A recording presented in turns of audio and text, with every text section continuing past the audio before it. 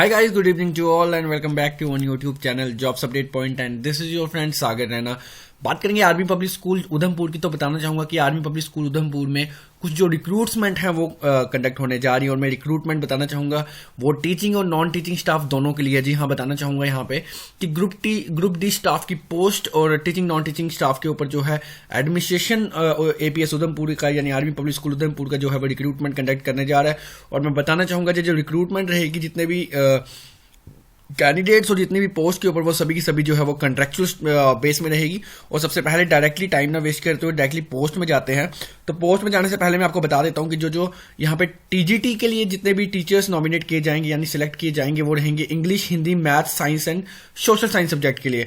और अगर बताना चाहें यहाँ पे पीआरटी की बात करूंगा तो पीआरटी के जितने भी टीचर्स रहेंगे जनरल में उनको 1st to 5th क्लास जितने भी स्टूडेंट्स रहेंगे उनको पढ़ाना होगा। और साथ में बताना चाहूंगा पीआरटी कंप्यूटर के लिए अगर आप अप्लाई करते हैं तो आपको जो है वो बैचलर ऑफ कंप्यूटर एप्लीकेशन या फिर आपके पास ग्रेजुएशन होनी चाहिए, कंप्यूटर साइंस सब्जेक्ट होना चाहिए उस पे, या फिर आप बैचलर ऑफ इंजीनियरिंग या बैचलर ऑफ टेक्नोलॉजी अगर आपके पास आपने कंप्यूटर साइंस में कर रखी है या फिर इंफॉर्मेशन टेक्नोलॉजी में कर रखी है विद मिनिमम 50% मार्क्स, तो आप जो है वो एलिजिबल रहेंगे पीआरटी कंप्यूटर पोस्ट के लिए। और मैं बताना चाहूंगा यहाँ पे एक लाइन और यहाँ पे बताना चाहूंगा डीपली कि कैंडिडेट जितने भी हैं उन्होंने जो है वो पास किया होना चाहिए स्क्रीनिंग एग्जाम जो कंडक्ट किया जाता है AWES के द्वारा।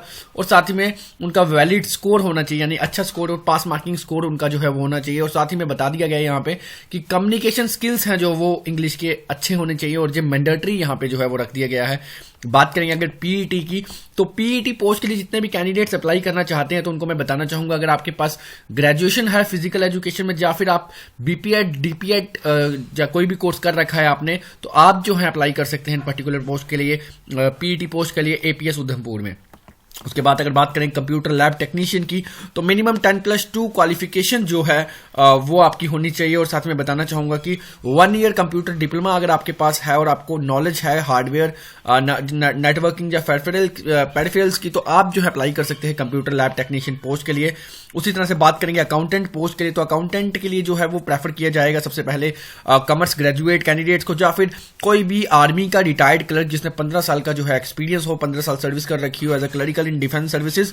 उसके बाद बात करेंगे अगर बेसिक नॉलेज कंप्यूटर कोर्स की जो है होनी चाहिए आपके यानी डिप्लोमा होना चाहिए। अगर आप आर्मी के रिटायर्ड कोई भी रिटायर्ड पर्सन है तो आपके पास जो है वो आर्मी की तरफ से कोई कंप्यूटर एप्लीकेशन का कोर्स होना भी मैंडेटरी है। बात करेंगे आगे एक्सपीरियंस यहाँ पे दिखा दिया गया है। अगर आप डिफेंस की तरफ से आते हो तो मिनिमम 5 ईयर एक्सपीरियंस होना चाहिए आपका as an accounts clerk in the defence services या फिर कोई रेप्यूटेड ऑर्गेनाइजेशन होती है तो उसके पास आपका एटलीस्ट आपके पास 5 साल का जो है एक्सपीरियंस होना चाहिए एज अकाउंट्स क्लर्क। बात करेंगे जो प्रेफर किया जाएगा वो किए जाएंगे एक्स सर्विसमैन जितने भी कैंडिडेट्स रहेंगे। हेड क्लर्क की बात करेंगे अगर तो जितने भी एक्स सर्विसमैन होंगे जो जेसीओ क्लर्क कैटेगरी से जो है रिटायर्ड हुए होंगे और उनकी एज जो है 55 ईयर्स तक है तो वो जो है अप्लाई कर सकते हैं। 5 से 10 साल का एक्सपीरियंस होना चाहिए आपका ऑफिस मैनेजमेंट में यानी हेड क्लर्क का काम आपको आना चाहिए। साथ में बात करेंगे अगर कंप्यूटर में एमएस ऑफिस और पावर पॉइंट जो है वो आपको चलाना आना चाहिए। उसी तरह से देख सकते हैं आगे यूडीसी यानी अपर डिवीजन क्लर्क के लिए भी यहाँ पे टाइपिंग स्पीड मांग दी गई है। और साथ में बता दिया गया है बीकॉम या फिर 15 ईयर का एक्सपीरियंस आपके पास क्लरिकल है तो आप जो है अप्लाई कर सकते हैं। अगर साथ में बता दिया गया है यहाँ पे 5 साल का एक्सपीरियंस आपके पास जो है वो अकाउंट्स क्लर्क का होना चाहिए किसी भी रेप्यूटेड ऑर्गेनाइजेशन या फिर स्कूल में। बात करेंगे एलडीसी लोअर डिवीजन क्लर्क की तो अगर आप ग्रेजुएट हैं और 10 साल का ग्रेजुएट हैं तो वेल एंड गुड, अगर नहीं है तो आपके पास जो है वो 10 साल का एक्सपीरियंस होना चाहिए क्लरिकल सर्विसेज का अगर आप एक्स सर्विसमैन कैंडिडेट हैं और साथ में नॉलेज होनी चाहिए आपके एमएस ऑफिस की। और बात करेंगे अगर बेसिक नॉलेज अकाउंटिंग की वो भी आपको जो है वो नॉलेज होनी चाहिए और प्रेफर किया जाएगा एक्स सर्विसमैन को अगर यहाँ पे इस लोअर डिवीजन क्लर्क की पोस्ट के लिए। बात करेंगे रिसेप्शनिस्ट की तो ग्रेजुएट होना जरूरी है और साथ ही में कंप्यूटर की नॉलेज जो है आपको होनी बहुत ज्यादा जरूरी है और एक्सीलेंट कम्युनिकेशन स्किल्स होने चाहिए आपके पास। साइंस लेबोरेटरी अटेंडेंट की बात करेंगे तो 10+2 विद साइंस सब्जेक्ट है आपके पास।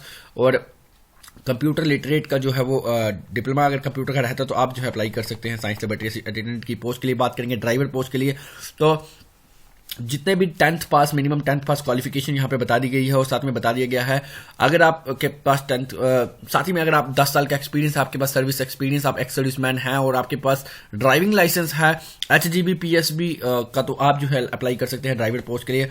और एज के लिए बता दिया गया है यहाँ पे कि जितने भी कैंडिडेट्स होंगे जिनके पास कोई एक्सपीरियंस अगर नहीं होता है तो उनको जो है वो 40 ईयर से नीचे कम उम्र जो है उनकी होनी चाहिए। और बात करें अगर एक्सपीरियंस कैंडिडेट है तो उनको जो है minimum 5 years of experience teaching experience experience होता है अगर आपको लास्ट के 10 सालों में, तो आपको जो है एज की 57 ईयर्स तक जो है आप अप्लाई कर सकते हैं अगर आपकी 57 ईयर्स से बिलो रहती है या फिर 57 ईयर तक रहती है। बात करेंगे एजुकेशन क्वालिफिकेशन की, तो as per CBSE affiliation bylaws for all the post CSB and CTET qualified जो है एग्जाम आपका होना चाहिए।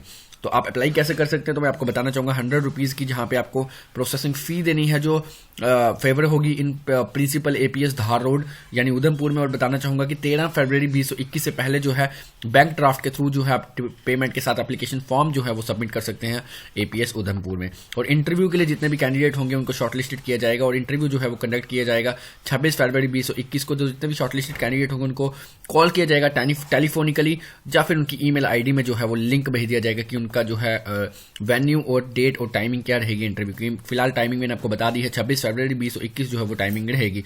और यहाँ पे एक लाइन और बता दूं, यहाँ पे मैं आर्मी विडोज और वाइफ्स हैं अगर कोई आर्मी पर्सनल की, तो आउट ऑफ 100% डिसेबिलिटी में बी कंसिडर्ड विदाउट सीएसबी। अगर आपके पास सीएसबी नहीं है और साथ में बीएड नहीं है तो आप जो है एज पर AWS गाइडलाइंस जो है आप अप्लाई कर सकते हैं। साथ में बताना चाहूंगा एड्रेस आपको मेरे डेस्कटॉप में दिख रहा है। अगर आपको कोई भी क्यूरी रहती है एडवर्टाइजमेंट या पोस्ट के रिगार्डिंग, तो आप जो है इन नंबर्स पे कांटेक्ट करके जो है वो कंफर्म कर सकते हैं। सो फिलहाल गाइस इस वीडियो में इतना ही, मिलते हैं अगली वीडियो अगली अपडेट के साथ, तब तक के लिए गुड बाय।